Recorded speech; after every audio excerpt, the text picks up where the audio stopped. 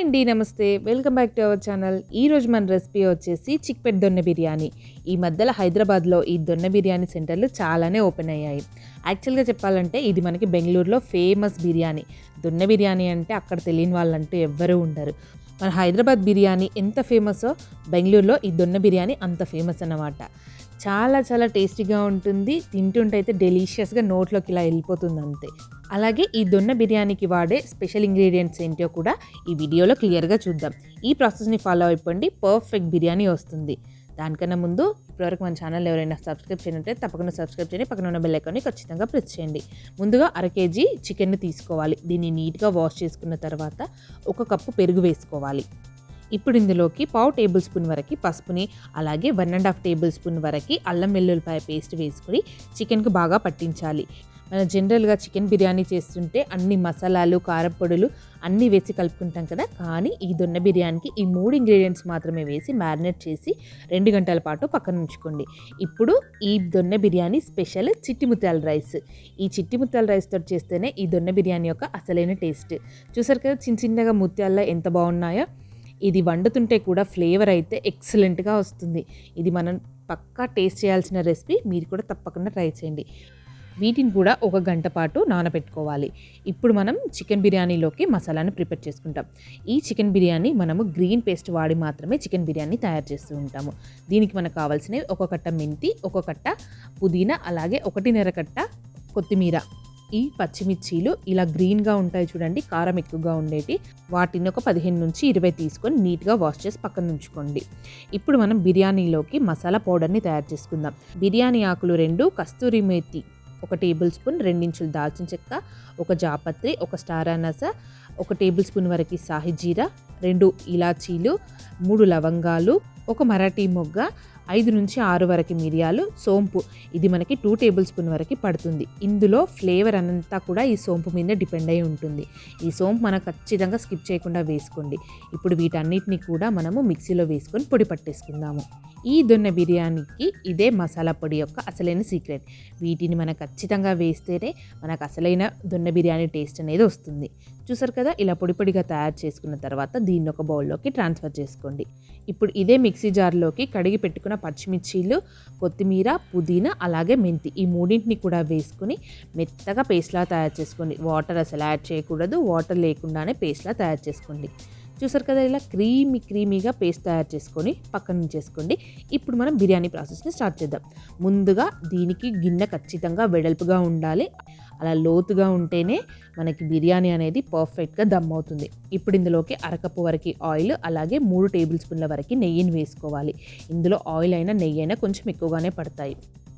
ఇలా ఆయిల్ వేడెక్కిన తర్వాత 3 బిర్యానీ ఆకులు, 1 నల్ల యాలక, 2 ఇంచుల దాల్చిన చెక్క, 1 స్టార్ అనాస, అలాగే చిన్న జాపత్రి, 1 అరటి మొగ్గ, అలాగే 2 ఇలాచీలు, 2 లవంగాలు, అలాగే 5-6 మిరియాలను వేసుకోండి.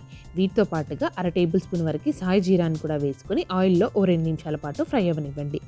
కొంచెం ఫ్లేవర్ వచ్చేంత వరకు ఫ్రై చేసుకుంటే సరిపోతుంది. ఇప్పుడు ఇందులోకి చిన్న చిన్న ముక్కలుగా కట్ చేసిన 2 మీడియం సైజ్ ఆనియన్ని వేసుకోవాలి. ఈ ఆనియన్స్ మనకు కంప్లీట్గా గోల్డెన్ బ్రౌన్ వచ్చేంత వరకు కలుపుతూ ఫ్రై చేసుకోవాలి. ఇలా మనకి ఎర్రగా వేగిన తర్వాత మాత్రమే అల్లం వెల్లుల్లిపాయ పేస్ట్ని వేసుకోవాల్సి ఉంటుంది. అల్లం వెల్లుల్లిపాయ పేస్ట్ 2 టేబుల్ స్పూన్లు పడుతుంది.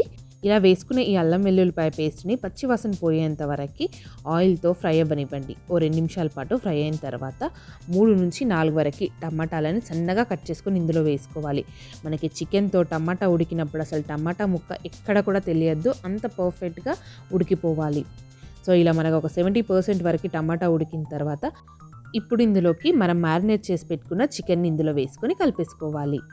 చికెన్ మనకి 2-3 గంటల పాటు మ్యారినేట్ అయితేనే మనకి చికెన్ తొందరగా ఉడుకుతుంది. అలాగే బిర్యానీకి ముక్కలు జ్యూసీగా ఉంటాయి. ఇప్పుడు ఇలా తాలింపు మొత్తం కలిపేసుకున్న తర్వాత క్యాప్ క్లోజ్ చేసి ఒక 10 నిమిషాల పాటు ఉడకనివ్వండి. మీడియం ఫ్లేమ్లో ఉడకనివ్వండి. చికెన్ తొందరగా ఉడికిపోతుంది.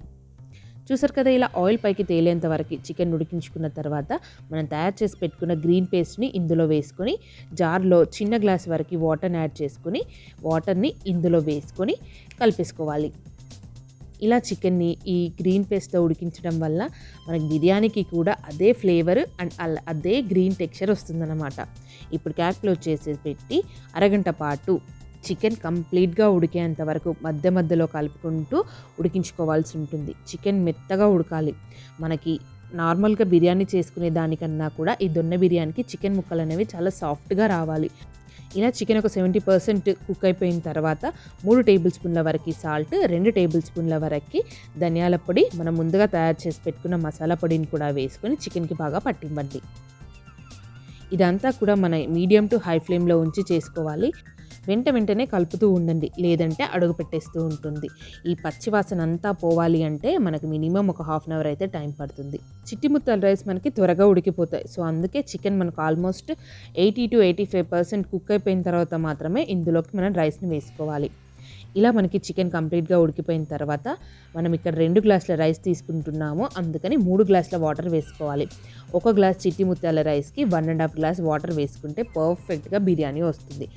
పొడిగా రావాలి అంటే మాత్రం ఈ రేషియోలోనే రైస్ని తీసుకోవాల్సి ఉంటుంది. ఇప్పుడు క్యాప్ క్లోజ్ చేసి పెట్టి ఒక 5 నిమిషాల పాటు ఉడకనివ్వండి. ఇలా మనకి వాటర్ లైట్గా మరుగుతున్నప్పుడు అరకపు పచ్చి బఠానీలను వేసుకోవాలి. ఇవి వేయడం వలన బిర్యానీకి ఫ్లేవర్ బాగుంటుంది, తింటుంటే టేస్ట్ కూడా బాగుంటుంది.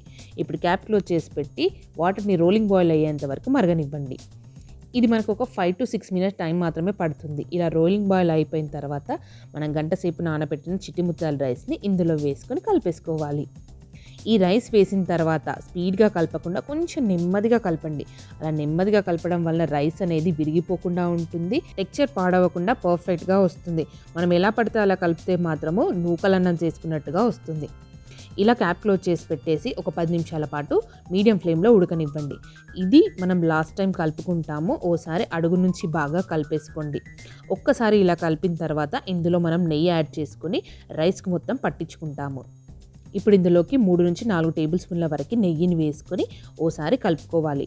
కలిపేటప్పుడు కూడా జాగ్రత్తగా అడుగు నుంచి తీస్తూ అడుగు రైస్ పైన రైస్ కిందికి వచ్చేలాగా మెల్లగా కలుపుకోండి.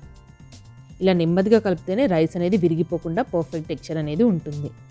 ఇలా ఓసారి అడుగు నుంచి బాగా కలిపేసుకున్న తర్వాత పైన సర్ఫేస్ని ఈక్వల్గా అడ్జస్ట్ చేసేసుకొని క్యాప్ క్లోజ్ చేసి పెట్టేసి ఒక 5 నిమిషాల పాటు మీడియం ఫ్లేమ్లో ఉడకనివ్వండి. 5 నిమిషాల తర్వాత చపాతీ పేనం పైన బౌల్ని పెట్టేసుకొని మీడియం ఫ్లేమ్లో 5 నుంచి 10 నిమిషాల పాటు ఉడకనివ్వండి. ఇలా 10 నిమిషాలు ఉడికిన తర్వాత వెంటనే స్టవ్ ఆఫ్ చేసేసి 10 నిమిషాలు దమ్ముకి వదిలేసిన తర్వాత 10 నిమిషాల తర్వాత సర్వ్ చేసేసుకోండి.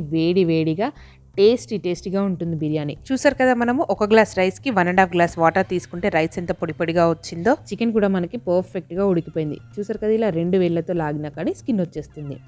అండ్ ఈ చిక్పెట్ దొన్నె బిర్యానీ ఎస్పెషల్లీగా అరిటాకులోనే సర్వ్ చేస్తారు మనకి రెస్టారెంట్లో. ఇలా పచ్చి అరిటాకులో తింటే మాత్రం ఆ అరిటాకు వేడికి స్మెల్ వస్తుంటే ఆహా ఎంత బాగుందో అసలు. లిటరల్గా నేను చెప్పడం కాదు, మీరు కూడా ఇంట్లో ట్రై చేయండి, చాలా టేస్టీగా ఉంటుంది. ఈ చిట్టి ముత్యాల రైస్తో మనం బిర్యానీ వండుతూ ఉంటే ఆ ఫ్లేవర్ అయితే ఇల్లంతా నిండిపోయింది. ఈ డే మొత్తం కూడా అదే స్మెల్ వచ్చేసింది, ఏ మాత్రం కూడా తగ్గలేదు స్మెల్. ఓ డే మొత్తం అలాగే ఉండిపోయింది. ఈ దొన్నె బిర్యానీకి రెస్టారెంట్లో సైడ్ డిష్గా ఇచ్చేది చికెన్ 65 కానీ చికెన్ పకోడీ కానీ ఇస్తారు. ఈ చికెన్ పకోడీ రెసిపీని నేను కింద డిస్క్రిప్షన్లో లింక్ ప్రొవైడ్ చేస్తాను, ఒకసారి చెక్ చేసుకోండి. చూసారు కదా దొన్నె బిర్యానీ ఎలా తయారు చేయాలో. ఈ వీడియో కనుక మీకు నచ్చినట్లయితే తప్పకుండా లైక్ చేయండి, షేర్ చేయండి. మరి మంచి రెసిపీస్ కోసం మన ఛానల్ సబ్స్క్రైబ్ చేసుకోండి. Thank you.